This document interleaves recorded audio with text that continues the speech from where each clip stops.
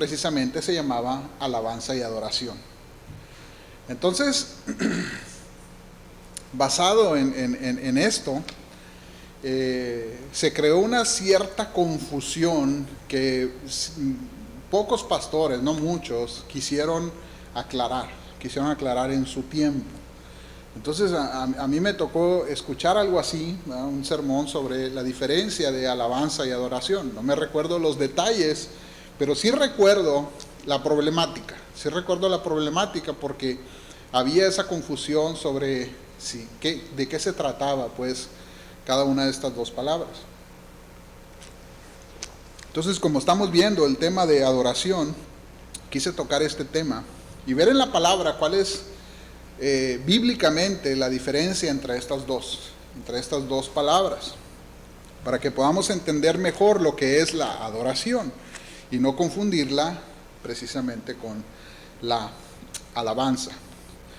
Y en esencia, lo que se creía o lo que se asumía, incluso en muchos grupos y en muchas congregaciones en los años 90, se creía que la alabanza y la adoración eran diferentes ritmos de música, eran diferentes tempos en cuanto a la música. Y si usted conoce algo de música, sabe lo que es el tempo, es la rapidez con que se brincan las notas, ¿sí? ¿Qué tan rápido se brincan las notas? Un tempo lento es una canción despacio, ¿verdad? Y un tempo alto o rápido, un tempo seguido, es una canción rápida, una canción para bailar, por así decirlo. Es como una canción, ¿qué les diré? Que se puede bailar con rapidez, y una canción romántica, ¿verdad? Esa es más o menos la diferencia, una balada y una cumbia, o algo así parecido, ¿verdad?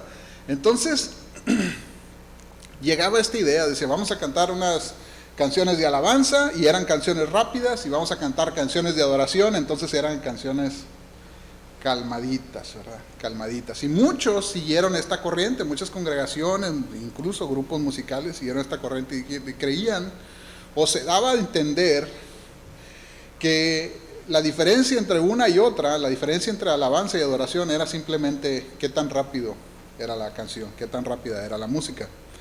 Pues de acuerdo a la palabra de Dios, la alabanza y la adoración no son diferentes debido al tipo de música que es, debido al ritmo que llevan, sino que vamos a ver qué es bíblicamente cada una de ellas. Y vamos a comenzar, por ejemplo, con la alabanza.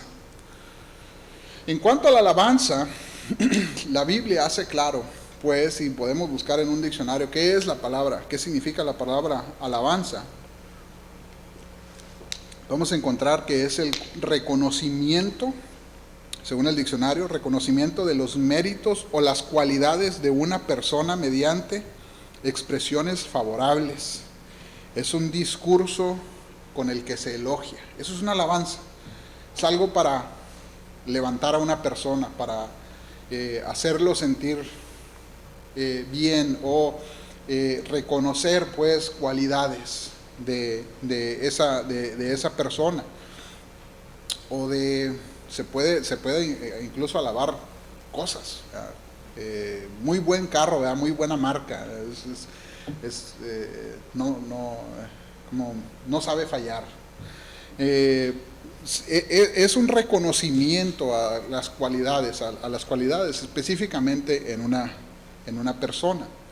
También, en cuanto a la palabra de Dios, cuando la palabra nos habla sobre alabanza, nos podemos ir muy directamente a los salmos, ¿verdad? Los salmos hablan constantemente de alabanza, y si vemos el contenido de los salmos, vemos que de qué se tratan todos los salmos. Vamos a ver que es una exaltación a Dios. Moisés tiene un cántico, ¿verdad? Era un cántico de alabanza. En Éxodos capítulo 15, versos 1 y 2, Éxodos 15, versos 1 y 2, vemos que así abre, pues, Moisés su cántico de alabanza. Dice: entonces cantó Moisés y los hijos de Israel este cántico a Jehová, y dijeron: cantaré yo a Jehová, porque se ha magnificado grandemente, ha echado en el mar al caballo y al jinete. Jehová es mi fortaleza y mi cántico y ha sido mi salvación. Este es mi Dios y lo alabaré. Dios de mi Padre y lo enalteceré. ¿Sí? Incluso, me acuerdo, ¿verdad? En una congregación cantábamos esto, ¿verdad? Echó a la mar los carros de Faraón, ¿verdad? Bien famoso este cántico, ¿verdad? Todavía se llega a cantar. Precisamente eso es alabanza, ¿verdad? Lo que está haciendo Moisés en esto, y dice, yo con mi cántico lo voy a alabar, que quiere decir, va a reconocer la grandeza de Dios, va a hacer las proezas de Dios, lo que hizo Dios, ¿sí? Al sacar al pueblo de Israel de Egipto, al abrir el mar, ¿verdad? Esas cosas grandes, y echar a Faraón, ¿verdad? Que el mar se tragara a Faraón con todos sus jinetes, ¿verdad? Era la hazaña de Dios, era la obra de Dios, y el cántico era para exaltar, pues, la obra de Dios. Eso era alabanza, eso es alabanza.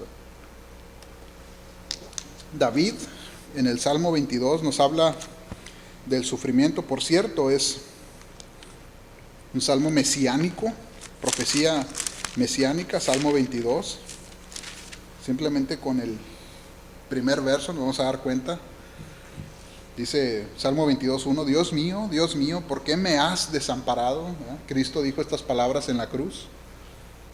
Elí, Elí, lama sabactani.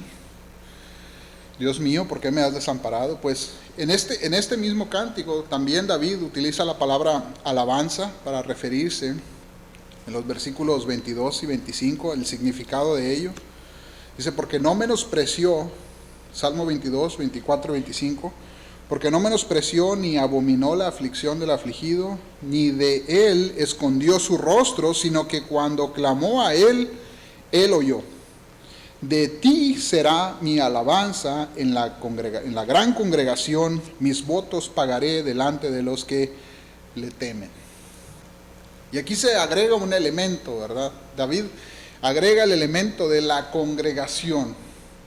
Es una alabanza congregacional y hace referencia a la gran congregación. Está hablando de la totalidad de aquellos que van a alabar a Dios. ¿Sí? Porque precisamente una alabanza que dignifica a Dios es una alabanza congregacional. Estamos hechos para la alabanza y gloria de Dios. Eso nos dice Efesios 1. Estamos hechos para la alabanza de Él, pero cuando lo hacemos corporalmente, cuando lo hacemos congregacionalmente, dignifica a Dios. Cuando lo hacemos como grupo, como cuerpo, cuando hacemos esa exaltación. Entonces eso es lo que está diciendo David. ¿Sí? Porque Dios nos ha escuchado, porque Dios nos ha librado, porque Dios nos oye, entonces lo haremos en medio de la congregación, ¿verdad? Alabaremos al Dios verdadero. Y hasta ahorita nada tiene que ver con el ritmo musical, ¿verdad? Sí, la alabanza implica muchas veces música. Implica melodías, pero no necesariamente, porque hasta ahorita no se ha hecho mención de instrumentos, aunque David lo hace, ¿verdad? En el Salmo 150 lo hace. Y vamos a ver que sí se utiliza la música en la alabanza, mayoritariamente, pero no necesariamente implica siempre que lleve música. ¿Sí? La alabanza a Dios puede ser por palabra dirigida o escrita incluso. Vamos a ver que Pablo hace una alabanza escrita, ¿sí? Y le llama doxología, o le conocemos como una doxología, ¿sí? Ahorita vamos a ver un poquito más sobre eso. Pablo utiliza la misma palabra, utiliza la palabra alabanza para ya sea aprobar o desaprobar la conducta de la iglesia. Miren, 1 Corintios, también se utiliza la palabra alabanza.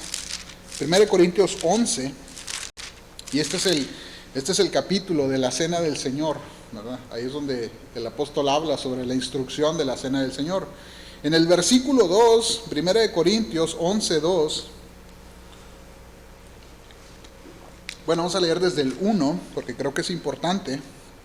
Dice, sean imitadores de mí, así como yo soy de Cristo. Y dice el 2, les alabo.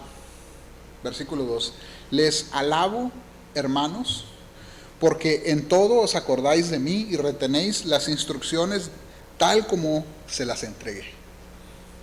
¿Sí? Aquí el apóstol está aprobando la conducta de la iglesia y le están diciendo, bueno, ustedes siempre se acuerdan de mí, lo sé, tengo reportes de que siempre me tienen en sus oraciones, se acuerdan de mí y guardan la doctrina, guardan, ¿sí?, las instrucciones como se las entregué. Han sido obedientes, les alabo. ¿Sí? Entonces, vemos que el apóstol está diciendo, no nada más a Dios se alaba, o nada más a Dios se puede alabar. ¿Sí? También se puede alabar al pueblo de Dios, a los hermanos. ¿Verdad?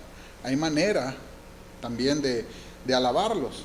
Y no porque vamos a alabar al hermano quiere decir que lo vamos a levantar por encima de Dios. Sí, pero le podemos hacer una palabra de ánimo, pues, una palabra que lo aliente, que lo anime, ¿verdad?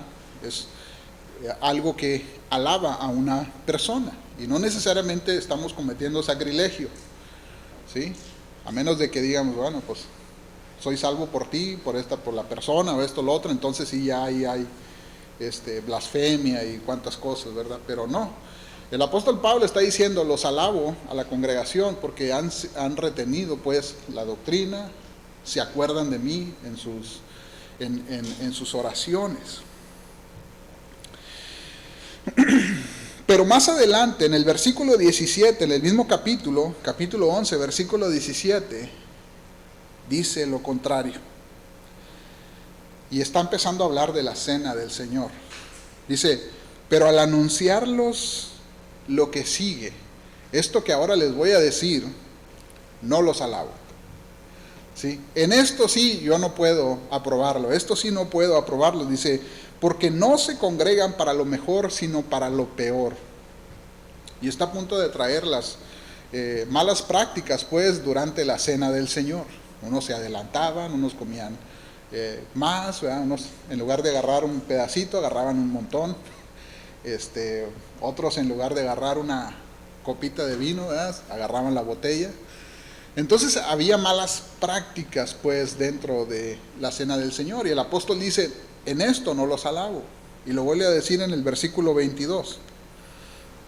Dice, porque pues no tienen casa en donde coman y beban, o menosprecian la iglesia de Dios y avergüenzan a los que no tienen nada. ¿Qué les voy a decir? ¿Qué les diré? ¿Les alabaré? En esto no los alabo. ¿Sí? En esto no lo apruebo.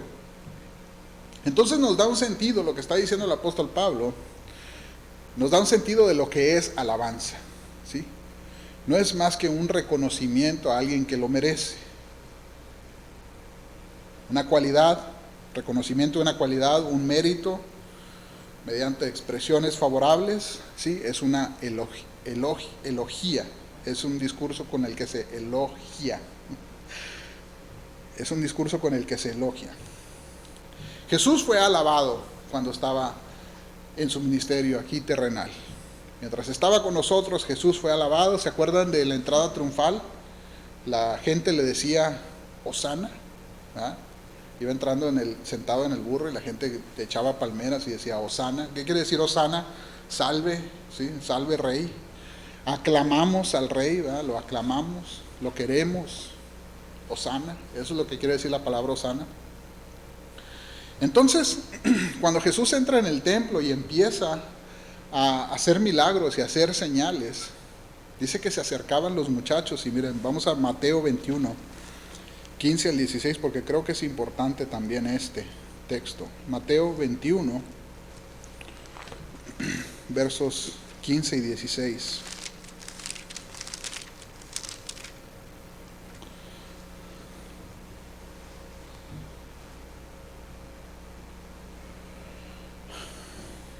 El 14, desde el 14 dice, y vinieron a él en el templo ciegos, cojos, y los sanó. Dice el versículo 15, pero los principales sacerdotes y los escribas, viendo las maravillas que hacía, y a los muchachos aclamando en el templo diciendo, Hosana al hijo de David, se indignaron. Los fariseos, los escribas se indignaron y le dijeron, ¿oyes pues a estos lo que dicen? Y Jesús les dijo, sí. Nunca leyeron de boca de los niños y de los que maman perfeccionaste la alabanza. ¿Sí? Perfeccionaste la alabanza. ¿Qué quiere decir? Que hay alabanza buena y hay alabanza mala. ¿Sí? Ese es el sentido que quiero que capturemos de este texto. Hay alabanza buena y hay alabanza mala. ¿Sí?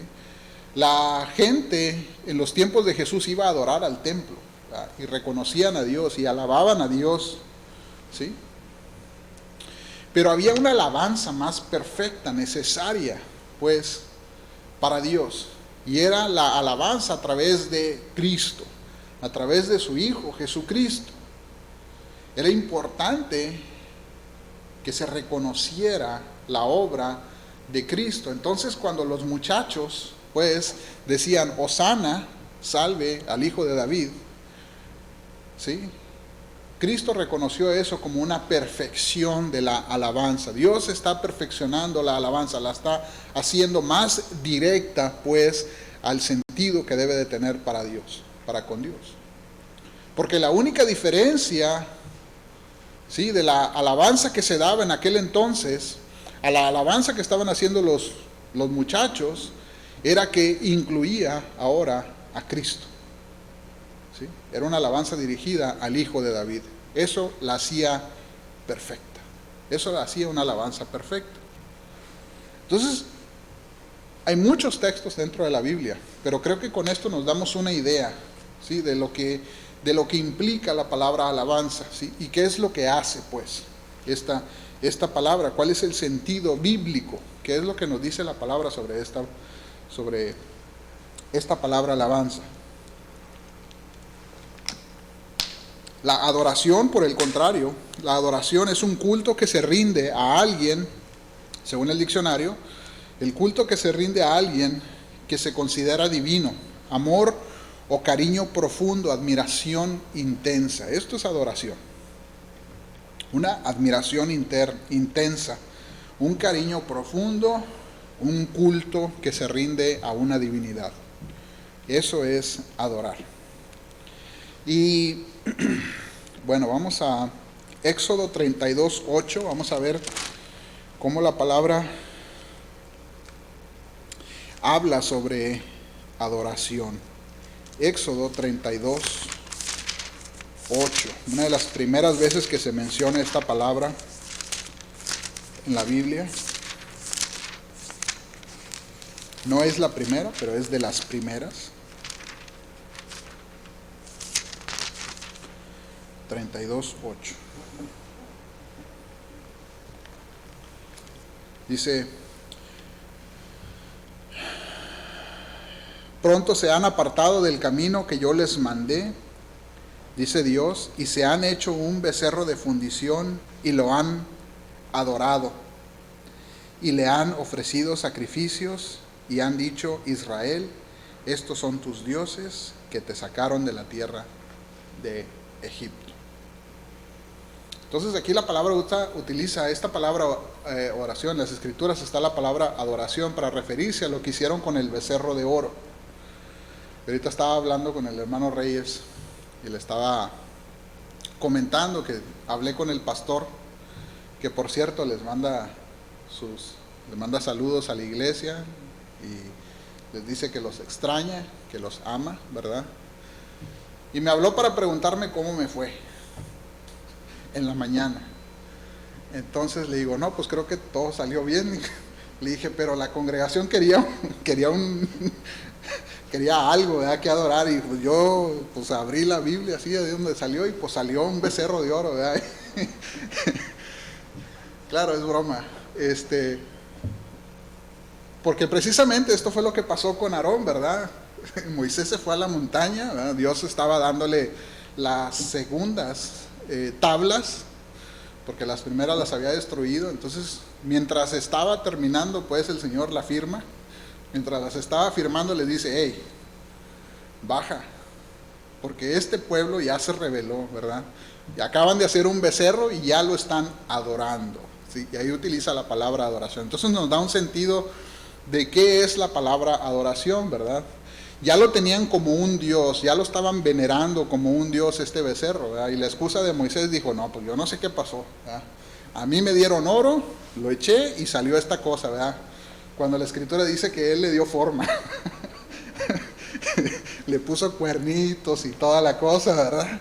Y pues la gente comenzó a adorarlo, incluso comenzó a decir: este fue el Dios que te sacó de Egipto, ¿verdad? Queriéndole dar una imagen a Dios. Entonces, al tener un Dios, el pueblo lo quería adorar, ¿sí? Quería ejercer esta acción de adorar, pues, a Dios, suponiendo que era Dios un becerro, que obviamente no lo era, ¿verdad? Incluso hubo ira, hubo enojo y hubo consecuencias, ¿verdad?, para este pecado mayor. Entonces, esto nos da una idea de lo que es la palabra adoración, ¿verdad? Más adelante Moisés, esas fueron las primeras tablas, ahí fue cuando las quebró. Las segundas fue en el verso 34, capítulo 34, las segundas tablas. El Señor se le apareció a Moisés, y se acuerdan que le permitió ver su gloria y le dijo: no vas a verme de frente, ¿verdad? Vas a ver mi espalda, porque si me miras de frente vas a caer fulminado, ¿verdad? Entonces, después de que el Señor se apareció, estuvo junto a Moisés, estuvo con Moisés, y le pidió que llevara otras tablas, las segundas tablas, estas sí eran, y Dios se le apareció a Moisés. Y esta es la narración. En Éxodo 34, 5 al 9. Éxodo 34, 5 al 9. Dice: y Jehová descendió en la nube y estuvo ahí con él, con Moisés, proclamando el nombre de Jehová. Jehová proclamando el nombre de Jehová. Y pasando Jehová por delante de él, proclamó: Jehová, Jehová, fuerte, misericordioso y piadoso, tardo para la ira y grande en misericordia y verdad. Eso es una alabanza, ¿verdad? Según la definición que vimos, eso es una alabanza. Que guarda la misericordia de millares, versículo 7, y que perdona la iniquidad, la rebelión y el pecado, y que de ningún modo podrás poner por inocente al malvado, que visita la iniquidad de los padres sobre los hijos y sobre los hijos de los hijos, hasta la tercera y cuarta generación. Dice: entonces Moisés, apresurándose, bajó la cabeza hacia el suelo y adoró. Y adoró. Y dijo: si ahora, Señor, he hallado gracia en tus ojos, vaya ahora el Señor en medio de nosotros, porque es un pueblo de dura cerviz, y perdona nuestra iniquidad y nuestro pecado, y tómanos por tu heredad. Entonces, implica una actitud también la palabra adoración. Cuando Moisés vio que había esta alabanza hacia Dios enfrente de él, que Dios estaba exaltando su nombre, ¿sí?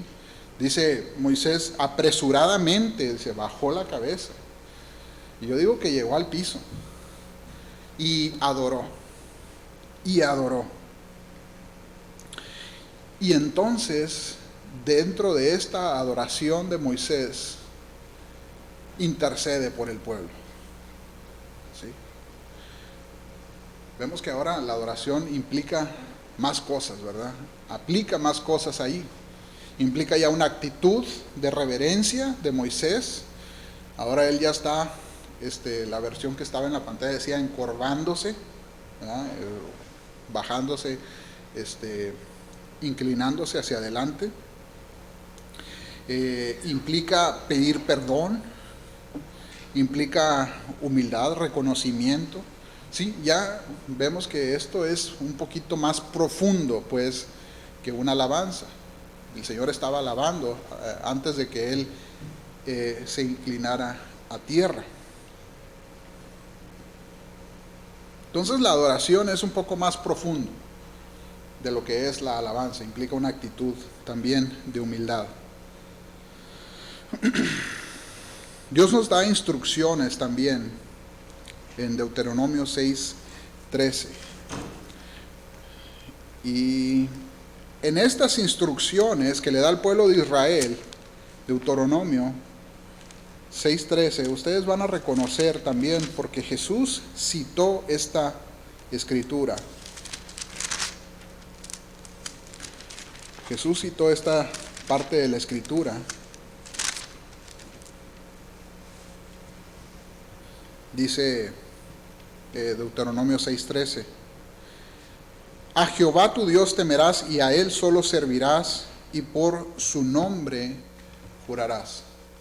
Y si se acuerdan, dentro de la tentación en el desierto, ¿sí? Satanás vino con Jesús y le dijo, hey, lo llevó a la parte más alta y le dijo, todo lo que miras te lo voy a entregar.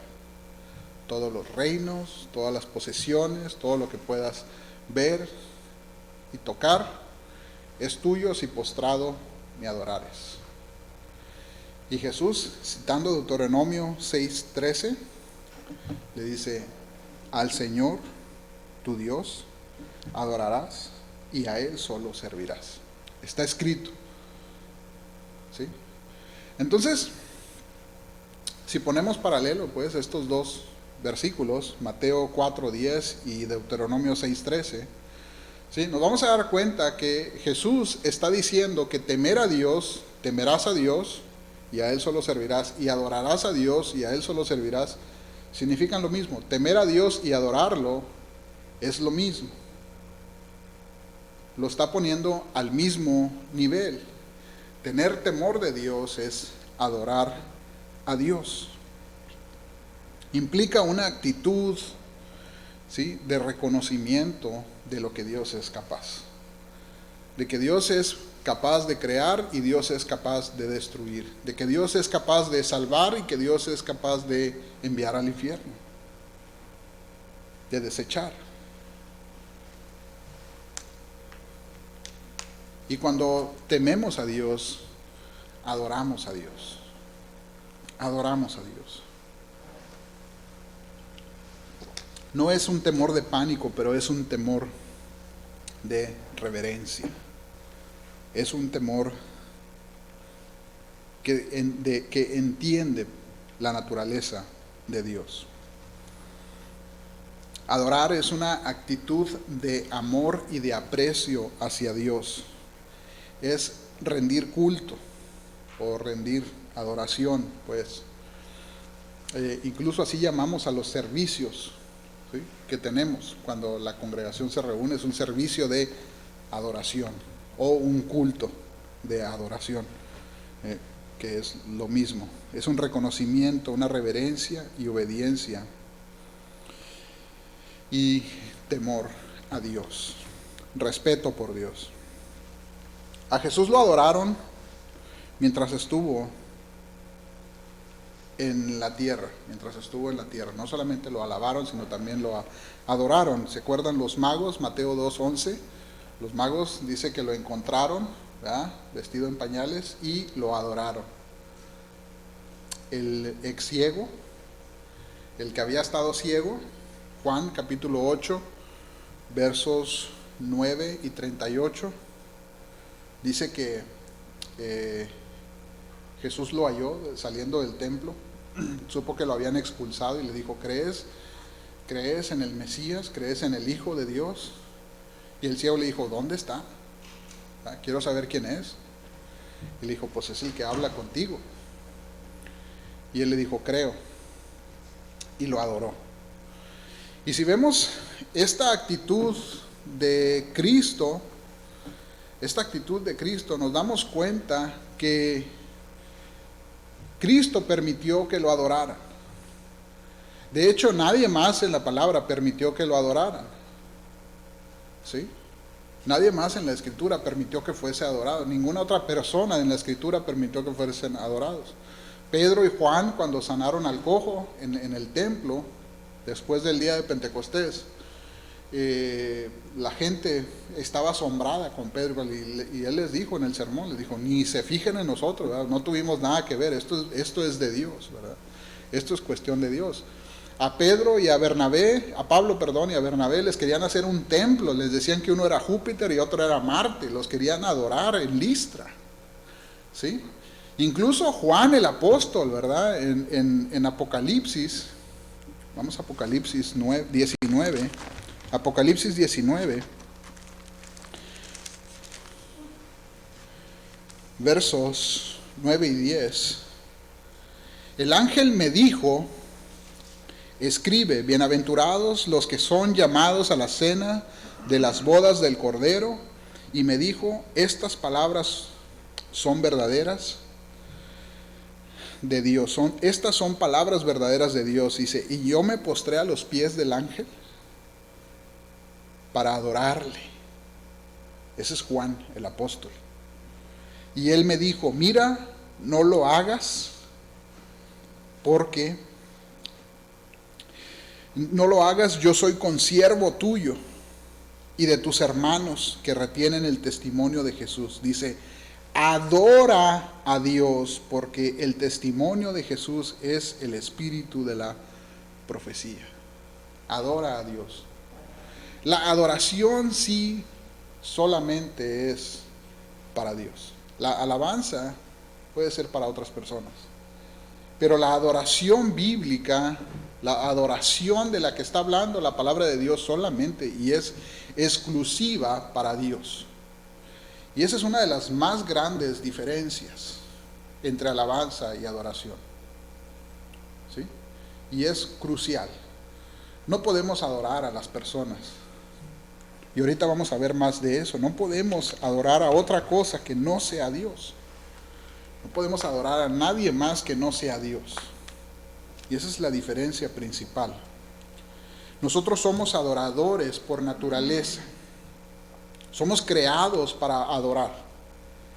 Así Dios nos hizo. Estamos alambrados de esa manera. Así como los carros, ¿sí? Los carros cuando los fabrican, ¿verdad? Les ponen alambres y llega el alambre a donde se conecta el radio, ¿verdad? Llega el alambre a donde se conectan las que enciende, pues, la de esa. O sea, antes de que le pongan todas las partes, los alambres ya están ahí, ¿verdad? Y están listos para que se le ponga un switch, para que se le ponga un elevador, un radio, pantallas y todo lo que llevan, pues, los carros. Así nosotros estamos alambrados, estamos listos para la adoración. Necesitamos ser conectados con la adoración verdadera, la adoración real. Dios así nos hizo adoradores. Romanos 1:18 nos habla de esta naturaleza. De hecho, es la causa de que muchos se pierdan, de que mucha gente se pierda. Romanos 1, del 18 al 25. Dice, porque la ira de Dios se revela desde el cielo contra toda impiedad e injusticia de los hombres que detienen con injusticia la verdad. Porque lo que de Dios se conoce le es manifiesto, pues Dios se lo manifestó, porque todas las cosas invisibles de Él, su eterno poder y deidad, se hacen claramente visibles desde la creación del mundo, siendo entendidas por medio de las cosas hechas, de modo que no tienen excusa. Pues habiendo conocido a Dios, no lo glorificaron como Dios, ni le dieron gracias, sino que se envanecieron en sus razonamientos y en su necio corazón fue entenebrecido.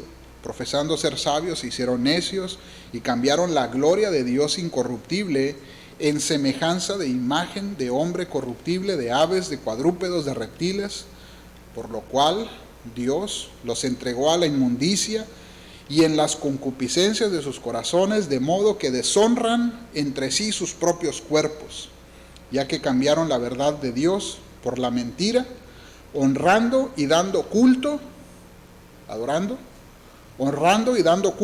a las criaturas antes que al Creador, y el cual es bendito por los siglos. Amén. ¿sí?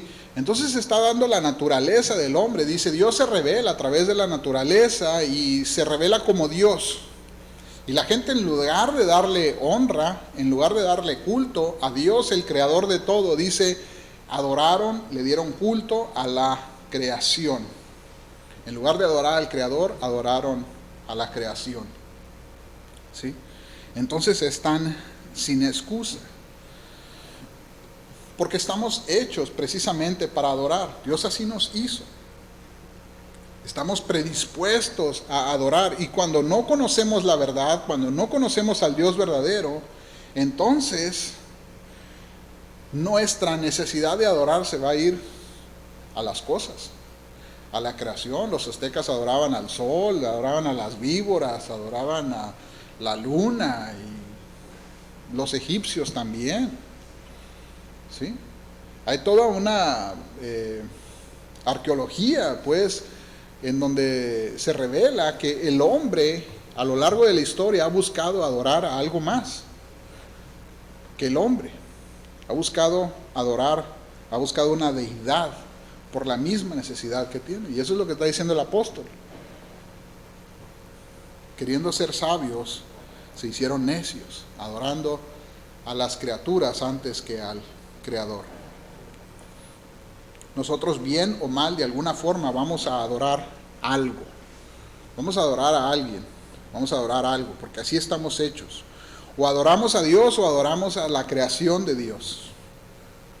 Lo uno le trae honra y lo otro le trae deshonra. Una cosa lo va a honrar y otra cosa lo va a deshonrar. Esta es la gran diferencia entre alabanza y adoración. El apóstol Pablo nos da un ejemplo de la alabanza en su doxología. Vamos a Romanos 11, 33 y 36. Creo que tenemos algo de tiempo. Y nos da un ejemplo de lo que es la adoración, la alabanza, perdón, alabanza. La palabra doxología viene del griego doxa y logos. Es una combinación de las dos palabras. Doxo es opinión, es alabanza, es elogio, y logos es palabra o tratado. Entonces es una palabra de elogio, lo que significa la palabra doxología. Yo sé que se oye muy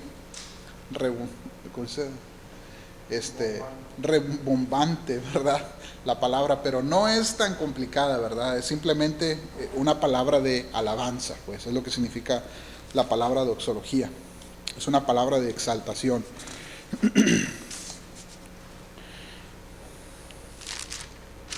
Vamos en Romanos 11, ¿verdad? 33 al 36. Dice el apóstol Pablo: oh profundidad de las riquezas, de la sabiduría y de la ciencia de Dios. Dice: cuán insondables son tus juicios e inescrutables tus caminos. Porque ¿quién entendió la mente del Señor? ¿O quién fue su consejero? ¿O quién le dio primero para que fuese recompensado? Porque de Él y por Él y para Él son todas las cosas. A Él sea la gloria por los siglos. Amén. Esta es una de las grandes doxologías que se han estudiado a lo largo de la historia de la iglesia. Se han visto y se han repetido, ¿verdad?, en muchos servicios, ¿verdad? Pero ¿qué está diciendo el apóstol Pablo, ¿verdad? Dice, cuán insondables son las cosas, por el grado de conocimiento al que está llegando el apóstol Pablo, de conocimiento de Dios, ¿verdad? Entonces, su doxología, si nos vemos de dónde viene, si vemos de dónde viene la doxología, esta alabanza que está escribiendo, vemos que viene de un conocimiento de Dios, de una adoración que concluye aquí en el capítulo 11. Está hablando de toda la doctrina, está hablando de toda la manera de salvación, está hablando del perdón de Dios, ¿sí?, de nuestra condición como pecado y de la obra de Dios. Y precisamente en el capítulo 11 está hablando de la condición del pueblo de Israel y de cómo Dios, siendo ellos los escogidos, dice, los desgajó, dijo, para injertar un pueblo que no era pueblo, ¿sí? Y le dice a la iglesia, pues el apóstol Pablo les dice, no te jactes de esto, no te jactes de que tú fuiste injertado, hijo, porque eras un mezquite, ¿sí? Y Dios te puso como árbol bueno, Dios te puso en un árbol, te injertó en un árbol bueno. Entonces viene el apóstol Pablo y dice esto, cuán inescrutables son tus caminos. ¿Quién entendió la mente del Señor? Dijo, porque esto era un misterio. El término iglesia es algo nuevo para los judíos. No había iglesia para ellos, no existía. En el Antiguo Testamento no se hablaba de lo que era la iglesia, es un término nuevo. Entonces para el apóstol Pablo está diciendo que Dios haya tenido en su plan y que se haya manifestado ahora lo que es la iglesia, que los guardianes de la palabra de Dios, de la ley, no lo habían visto. Dijo, esto es un gran misterio revelado. Para nosotros es fácil decir iglesia, ¿sí? Porque lo hemos vivido, lo hemos visto, ¿verdad? Estamos dentro de una iglesia, ¿sí? Pero para los judíos que habían tenido la palabra de Dios toda su vida, ellos no entendían este término, no lo veían en las escrituras, sino que Cristo viene a revelar lo que Dios iba a hacer con su pueblo, con sus escogidos, lo que Dios iba a hacer con la iglesia. Dios permitió que la desobediencia de Israel fuera beneficio para nosotros, para los gentiles. Este era el gran misterio del que hablaba el apóstol Pablo, el misterio de la salvación de Dios a los gentiles. Sí, y le decía a la iglesia, no se jacten, esto es algo de alabar a Dios. Sí, adoramos a Dios por lo que ha hecho, por lo que ha hecho por nosotros. Dios nos hizo adoradores y solo podemos adorarle a Él en espíritu y en verdad. Y ya con esto vamos a terminar. Juan 4:23.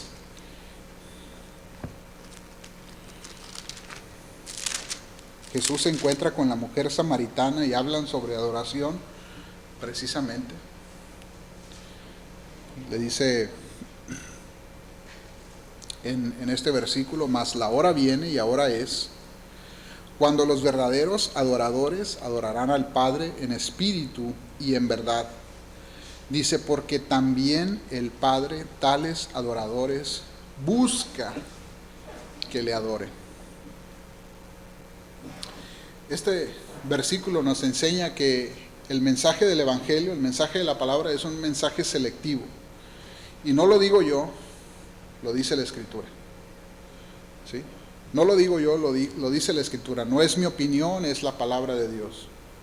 No todo mundo son verdaderos, o no todos los adoradores son verdaderos adoradores, como lo define la palabra de Dios. No todos son verdaderos adoradores. Por eso dice el Señor Jesús, viene la hora, y la hora es porque estaba a punto, ¿sí?, de ser sacrificado Él. Él estaba a punto, dice, esta es la hora, dice, cuando habrá verdaderos adoradores.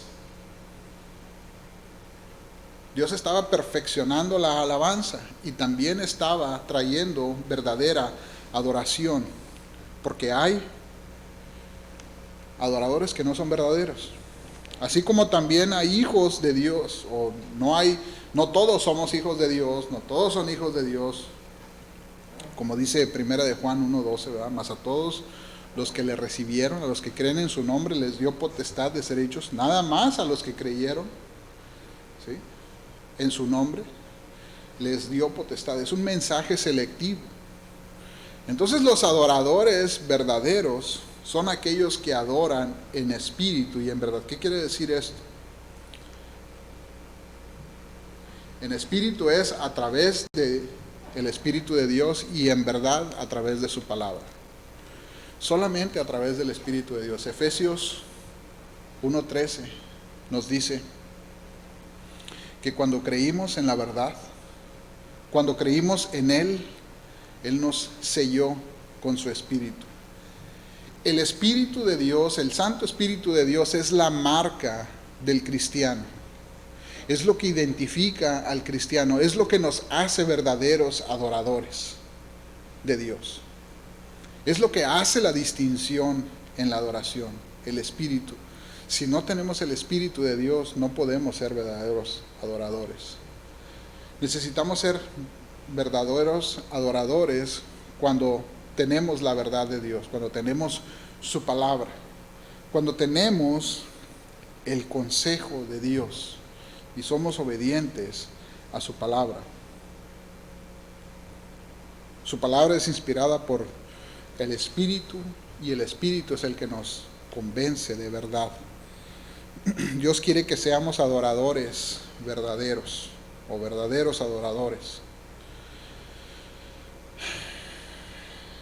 Si alguien no tiene una relación con Cristo, no puede ser un verdadero adorador. Si alguien no tiene a su Espíritu, no puede ser verdadero adorador. Pero gloria a Dios por los que creemos, porque nos da la oportunidad de venir. A los que no vienen, no rechacen la invitación. Jesús dijo, cuando hablaba a la multitud, Jesús no les dijo, oren y recíbanme en su corazón. Jesús no dijo, oren y recíbanme en su corazón. Jesús dijo, Marcos 1, 14 y 15, arrepiéntanse y crean en el Evangelio. Arrepentíos y crean en el Evangelio. Jesús vino a llamar al arrepentimiento. Jesús vino a traernos al arrepentimiento y a creer en el Evangelio de verdad. Eso nos conecta a Dios. El Evangelio nos conecta a Dios. Y Dios nos da su Espíritu a través de su palabra. Ese mismo Jesús nos llama y nos sigue llamando, arrepiéntanse, crean en el Evangelio.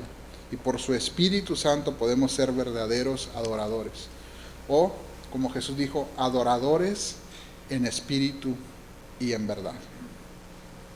Todavía hay mucho, me faltó. Pero vamos a pararle aquí, porque ya es hora. Dios es bueno y nos da esperanza, ¿verdad? Podemos tener esperanza en Él y en Él podemos ser adoradores, no por nuestra obra, sino por la obra de Cristo. Vamos a orar. Padre, gracias, Señor, porque nos muestra su palabra, Señor, y nos enseña, Padre, lo que es un adorador. Nos enseña, Padre, que solamente a través de los méritos de Cristo, Señor, podemos ser verdaderos adoradores, Señor, que su Espíritu, Señor, su Espíritu que nos ha dado, Señor, nos mueve, nos convence de pecado, nos convence de justicia, nos convence de juicio, Señor. Y Padre, nos acerca a usted para confrontar nuestro pecado, Señor, para venir, Señor, confiados, buscando gracia, Señor, ante su trono, Señor, por los méritos de Cristo, Señor. Hallar gracia donde está la gracia, Señor, y esta es en su presencia, Señor. Ayúdanos, Señor, a entenderlo, Señor. Ayúdanos, Señor, a experimentarlo, Padre. Guíenos, Señor, a través de su palabra. Síganos hablando, Señor, a través de su palabra, Señor. Y que de esta manera, Señor, nuestra obediencia, a través de nuestra obediencia, nosotros también adoremos su santo nombre, Señor. Que nuestra adoración, Señor, hacia usted traiga alabanza continua, Señor, de nuestra boca. Que, Padre, busquemos cada vez más de usted, Señor. Que su palabra, Señor, nos siga avivando, Señor. Que usted siga levantando, Señor, almas que glorifiquen su nombre, Padre. Sea con cada uno de mis hermanos, Señor, al despedirnos de este lugar, Señor, llévenos en paz, Señor, hacia nuestros destinos, Señor. Le rogamos, Señor, por los méritos de Cristo. Amén. Muchas gracias, hermanos. Estamos despedidos.